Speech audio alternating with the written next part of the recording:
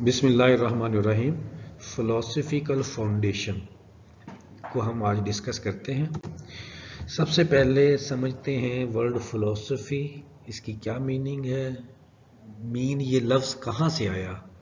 The word philosophy comes from a combination of two Greek words, philos meaning love and sophia means wisdom. Etymologically, philosophy means the love of wisdom.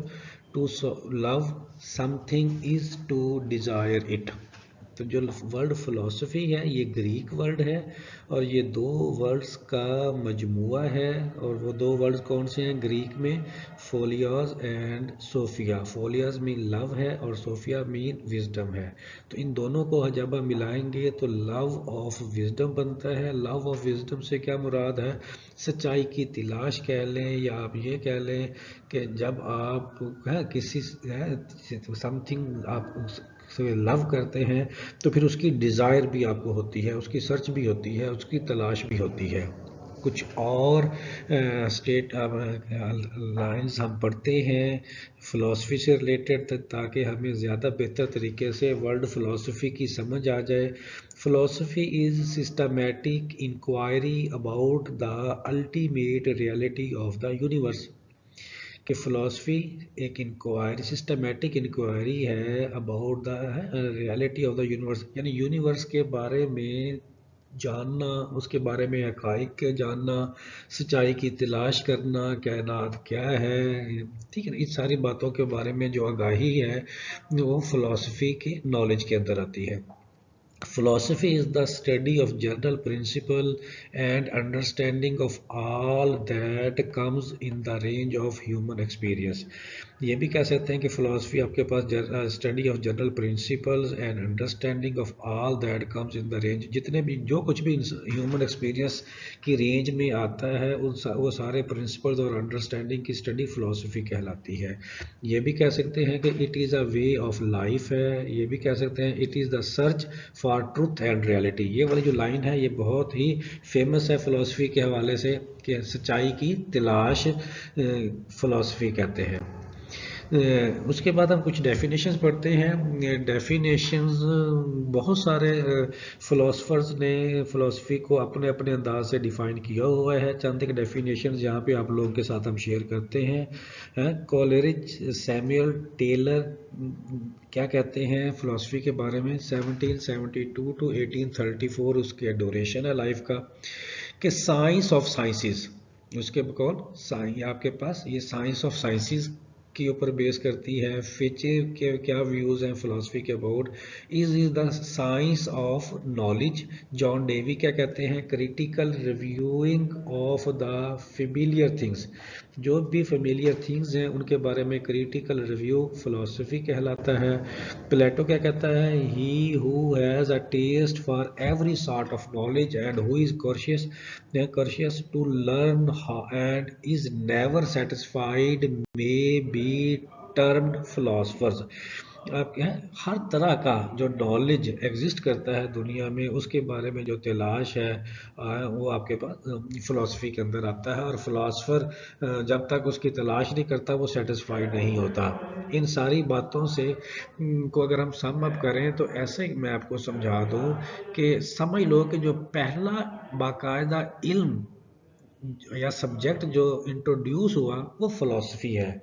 ये भी कह सकते हैं कि ये mother of all subjects है और या मदर ऑफ ऑल साइंसेस है। और इसी से फिर तमाम सब्जेक्ट्स निकले हैं, चाहे वो फिजिक्स है, केमिस्ट्री है, आर्ट्स है, सोशल साइंस है, बेसिक साइंस है, जो भी है सब लोग उन सब की बेस जो है वो फिलॉसफी है। अगर हम इन सारी बातों को सम अप करें तो अब हम ब्रांचेस पढ़ते हैं फिलॉसफी की। सबसे पहले पढ़ते हैं मेटाफिजिक्स। मेटाफिजिक्स क्या होती है? ये सिर्फ फिजिक्स के हवाले से ना समझा, स्पिरिचुअल थॉट्स के ऊपर जो नॉलेज होता है वो आपके पास मेटाफिजिक्स कहलाता है। यानी जिसका साइंटिफिक एविडेंस अगर ना भी हो लेकिन स्पिरिचुअल बिलीव आपके पास अगर है तो वो आपके पास मेटाफिजिकल नॉलेज कहलाता है। जैसे मिसाल के तौर पर रूह हमारी बॉडी में एग्जिस्ट करती है, ये बीइंग अ मुस्लिम हम सब मानते हैं।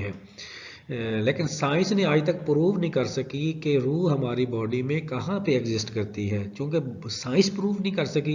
इसलिए ये आपके पास रूह के बारे में जो इल्म है वो साइंटिफिक ना हुआ, स्पिरिचुअल हुआ। और हम बीइंग का मुस्लिम हमारा ये बिलीव है, हमारा ये यकीन है कि हमारी बॉडी के अंदर रूह है, और जब तक रूह है हम लिविंग है। जैसे ही ये हमारी बॉडी से लीव करेगी हम एक्सपायर हो जाएंगे। तो इस तरह का जो इस तरह का या इससे रिलेटेड जो इल्म होता है वो मेटाफिजिक्स कहलाता है, नेचर से related. The study of questions concerning the nature of reality our existence, it is है। किस तरह के क्वेश्चंस आपके जहन में आएंगे जिनके आंसर्स आपको मेटाफिजिक्स के से रिलेटेड जो है वो जस्टिफाई करेंगे। व्हाट इज रियलिटी, रियलिटी क्या है, डज गॉड एग्जिस्ट। जैसे हम बीइंग मुस्लिम हम जो है इस बात को क्यों बिलीव करते हैं, ठीक है ना, लेकिन हमसे प्रूफ मांगे तो हम जो है मुख्तलिफ दलाइल दे के बताते हैं, लेकिन हम बिलीव के ऊपर बताते हैं। डायरेक्ट कोई एक्सपेरिमेंट करके कोई एक्सपीरियंस की बेस के ऊपर हम इन चीज़ों को दलील नहीं देते। Does God exist, what is time, what is the meaning of life, is their life after death. जैसे हम कहते हैं कि जन्नत और दोज़ख का कंसेप्ट जो है बीइंग अ मुस्लिम हमारा बिलीव है, लेकिन साइंस तो हमें वो प्रूव करके चीज़ें नहीं ना देती। तो हम साइंस की हद तक, ये नहीं है कि हम साइंस को, क्योंकि हमारे लिए हमारा मज़हब मेन है, साइंस तो प्रूव कर देती है, तो हम कहते हैं कि साइंस जो है उसने वही बात साबित की है जो हमारे दीन में लिखी हुई थी। दूसरी ब्रांच है एपिस्टेमोलॉजी, नेचर ऑफ नॉलेज के बारे में जो स्टडी है, नॉलेज के बारे में जानना या स्टडी, किसी भी तरह का नॉलेज जो है वो आपके पास एपिस्टेमोलॉजी कहलाता है। The study of the nature of knowledge and how these are attained and evaluated. Means है आपके पास what is truth and how can we know if a statement is true. Truth क्या है और हम कैसे जानेंगे, हमें कैसे पता चलेगा अगर स्टेटमेंट ट्रू है तो। What are the sources of knowledge, knowledge के सोर्सेज कौन कौन से हैं वो आपको पता है। कि जैसे हम कहते हैं कि हमारी सेंसेस एक जैसे नॉलेज का सोर्स है, इंट्यूशन नॉलेज का सोर्स है, जैसे वही जो है पैगंबरों के ऊपर आती थी वो एक नॉलेज का सोर्स है। आपके पास अथॉरिटी है, जैसे मुख्तलिफ आपके पास ये जो रेफरेंस दे के आप बुक्स का आर्टिकल्स का दे के बताते हैं वो आपके पास एक सोर्स है। तो जो अथेंटिक मालूमात हम डिफरेंट सोर्सेज से उनको हम सोर्सेज ऑफ नॉलेज का नाम देते हैं।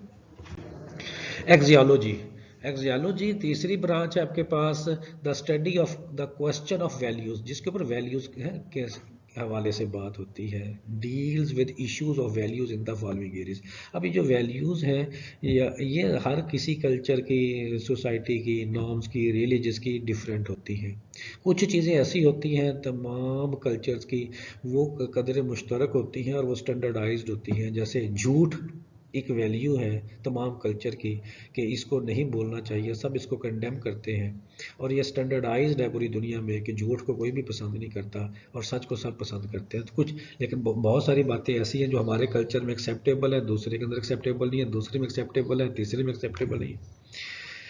अच्छा, उसमें एक्सोलॉजी में वैल्यूज़ की जब हम बात करते हैं तो एथिक्स की बात करते हैं और एस्थेटिक की बात करते हैं। एथिक्स होता है moral values, moral principles. Moral हम समझते हैं ना कि हमारे लिए क्या चीज़ अच्छी है, क्या बुरी है, हमारे लिए चीज़ क्या राइट है, क्या रॉन्ग है।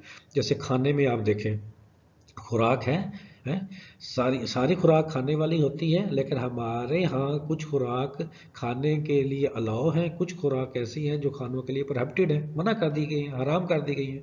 अब हम उसके ऊपर जाते ही नहीं हैं, हम हुक्म मान के उन चीज़ों को नहीं खाते। इस तरह से जो है सच बोलना अच्छी बात है, झूठ बोलना बुरी बात है, ये गुड और बैड, इस तरह की बहुत सारी बातें जो है गुड और बैड के हवाले से हमारा कंसेप्ट है।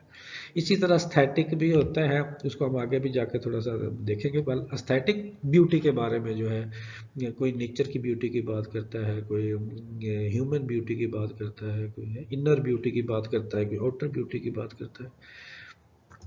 उसके बाद आपके पास है जी एजुकेशनल फ़िलासफ़ी को हम अब सम अप करते हैं ना। हमने पढ़ लिया एजुकेशन फ़िलासफ़ी पढ़ी, उसको मुख्तलिफ टर्म्स के हवाले से फ़िलासफ़ी को समझा, फिर फ़िलासफ़ी की डेफिनेशंस पढ़ी 2-3, फिर फ़िलासफ़ी की ब्रांचेस पढ़ी। अब हम एजुकेशन फ़िलासफ़ी को पढ़ते हैं जिसमें एजुकेशनल इश्यूज़ को सॉल्व किया जाता है इन द फील्ड ऑफ, आपके पास है फिलॉसफी के ज़रिए एजुकेशन की फील्ड में, field of education, to solve educational issues, कि एजुकेशनल इश्यूज़ को सॉल्व करने के लिए एजुकेशनल फिलॉसफी को इस्तेमाल किया जाता है। Philosophy of education is concern with the aim of education and the basic philosophical problems arising in the field of education. It may be defined as the application of philosophy in the field of education to solve various educational issues. ठीक हो गया ना, कि philosophy तो बहुत बड़ी field है ना, बहुत वसी फील्ड है, बहुत वसी सब्जेक्ट है। हमने सिर्फ एजुकेशन के हद तक फिलॉसफी को जब इस्तेमाल करना है, एजुकेशन की फील्ड के हवाले से, एजुकेशन के इश्यूज़ के हवाले से, एजुकेशन के ऑब्जेक्टिव के हवाले से, एजुकेशन के करिकुलम के हवाले से, तो फिर वो वाली फ़िलासफ़ी एजुकेशनल फ़िलासफ़ी बन जाएगी। अब ग्लॉसरी पढ़ते हैं। ग्लॉसरी का मतलब यह है कि आप चूँकि ये एक टॉपिक पढ़ रहे हैं, बेसिकली तो ये पूरी बुक है, पूरा एक सब्जेक्ट है, एरिया है, तो हमने तो आपको एक प्रेजेंटेशन के अंदर थोड़ा सा पढ़ाया है। अब एजुकेशनल फ़िलासफ़ी के अंदर या फ़िलासफ़ी के अंदर जो की टर्म्स हैं, मेन टर्म्स हैं, जिनको अगर आप समझ लेते हैं या पढ़ लेते हैं या याद कर लेते हैं, तो फ़िलासफ़ी के जो बेसिक्स के बारे में जो नॉलेज है थोड़ा थोड़ा वो आपकी अंडरस्टैंडिंग में आ जाएगा। फ़िलासफ़ी की डेफिनेशन हमने पढ़ ली है। Philosophy is a critical examination of reality characterized by rational inquiry that aim at the truth for the sake of attaining wisdom. सच्चाई की तलाश, अगर हम सादा सी बात करें, फ़िलासफ़ी क्या है? सच्चाई की तलाश का जो इल्म है वो फ़िलासफ़ी है। और मैंने जैसे पहले कहा कि मदर ऑफ ऑल सब्जेक्ट्स, सबसे पहला सब्जेक्ट ही फ़िलासफ़ी था प्रॉपर तरीके से जो है, इससे कतई नज़र कि हम किस मज़हब से हैं, किस कल्चर से हैं, किस कम्युनिटी से हैं, जो साइंटिफिक जो दुनिया वाली जो हम एजुकेशन पढ़ रहे हैं ना, तो इसकी जो सबसे पहली जो सब्जेक्ट की बुनियाद थी फ़िलासफ़ी थी। बाकी सारे सब्जेक्ट फिर इसी से निकले हैं, इसलिए इसे मदर ऑफ ऑल सब्जेक्ट्स भी कहा जाता है। Metaphysics, study about the reality, हमने पढ़ लिया। Epistemology, study about the knowledge, ये भी हमने पढ़ लिया। Axiology, study about the value, ये भी हमने पढ़ लिया। Cosmology, study about origin, nature and development of universe, है कायनात कैसे है, ये जो बिग बैंग थ्योरी और इस तरह की चीज़ें जो है सारी, साइंस वाले लोगों को ज़्यादा बेहतर पता होगा, तो उसके बारे में जो इल्म है वो आपके पास कॉस्मोलॉजी कहलाता है। थियोलॉजी डील विद रिलीजन और गॉड, है रिलीजन और गॉड के बारे में जो नॉलेज है या मालूमात है वो थियोलॉजी कहलाएगा, ये भी फिलॉसफी के अंदर आ जाएगा। Anthropology, study about human being, human being के बारे में जो मुतालिया है वो एंथ्रोपोलॉजी है। ये माशरत, ये सब्जेक्ट है, हमारे यहाँ तो नहीं होता, बल्कि ये बहुत अच्छा सब्जेक्ट है। अपर पंजाब जैसे कैदेर यूनिवर्सिटी इसमें BS MS करवाती है और बड़ी अच्छी लोगों की जॉब्स हो जाती हैं एंथ्रोपोलॉजी के बेस के ऊपर। और ये उसी तरह से है जैसे आपका जो है मुतालिया पाकिस्तान हो गया है, IR हो गया, जिसमें हम जो है ह्यूमंस के बीइंग के बारे में जो है आपके पास सोशियोलॉजी जैसे है आपके पास ह्यूमन की, यहाँ भी स्पेसिफिक ह्यूमन की माशरत के बारे में हम पढ़ते हैं। Ontology, study of nature of existence, nature of existence के बारे में जो है स्टडी ऑन्टोलॉजी कहलाता है। एम्पिरिसिज्म क्या होता है? A study theory which states the knowledge comes only of or primarily from the sensory experience. जो सेंसरी एक्सपीरियंस के ज़रिए जो नॉलेज होता है वो एम्पिरिकल नॉलेज कहलाता है, तो ये भी फिलॉसफी के अंदर आता है। इंट्यूशंस, जैसे मैंने सोर्स ऑफ नॉलेज की बात की थी ना, तो एक सोर्स ऑफ नॉलेज इंट्यूशन है। इंट्यूशन जो वजदान होता है, आपको एक कैफियत तारी होती है और कोई न्यू थिंग आपके जहन में आती है, फिर उसको आप प्रैक्टिकली शेप देते हैं रीजन्स की बुनियाद के ऊपर। Ability to understand something instinctively without the need for conclusions of reasons. अब ये जो रीजन्स है ये आपकी अपनी हो सकती है, लेकिन आप दूसरों को नहीं दे सकते, क्योंकि मिसाल के तौर जैसे ख्वाब आना, कुछ इस तरह की बात आना, या कोई ताबीर होना, आप उसको जस्टिफाई नहीं कर सकते। हाँ, उसको प्रैक्टिकली साबित करके फिर तो आप बता सकते हैं कि ऐसा मेरे जहन में आया था, फिर मैंने ये कर लिया, लेकिन उसकी जो आपके जहन में वो आपकी अपनी ज़ाती थाट्स होती है, राय होती है, उसको आप जस्टिफाई नहीं कर सकते, बता ज़रूर सकते हैं। एथिक्स, इसके बाद moral principle that govern a person behaviour are the conducting of the activity, इसके बारे में भी पढ़ लिया हमने, यानी मॉरल डेवलपमेंट जो है वो एथिक्स के अंदर आता है। एस्थेटिक में जैसे कहा nature and appreciation of beauty, और ब्यूटी कोई भी हो सकती है आपके पास, ह्यूमन ब्यूटी हो सकती है, नेचर ब्यूटी हो सकती है, प्लांट ब्यूटी हो सकती है, एनिमल ब्यूटी हो सकती है, इनर ब्यूटी हो सकती है, आउटर ब्यूटी हो सकती है। एजुकेशन, एजुकेशन है मॉडिफिकेशन ऑफ बिहेवियर को हम एजुकेशन कहते हैं। ये एजुकेशन वर्ड इसलिए इस्तेमाल किया गया कि बेसिकली एक इंडिविजुअल्स को मॉडिफाई करना अपने कम्युनिटी के हवाले से, अपने माशरत के हवाले से, अपने माशरे के हवाले से। तो इसलिए एजुकेशन का जो कंसेप्ट है वो आपके पास मॉडिफिकेशन ऑफ बिहेवियर है। Education is a social process that intends to modify the behaviour of the people students को कहते हैं।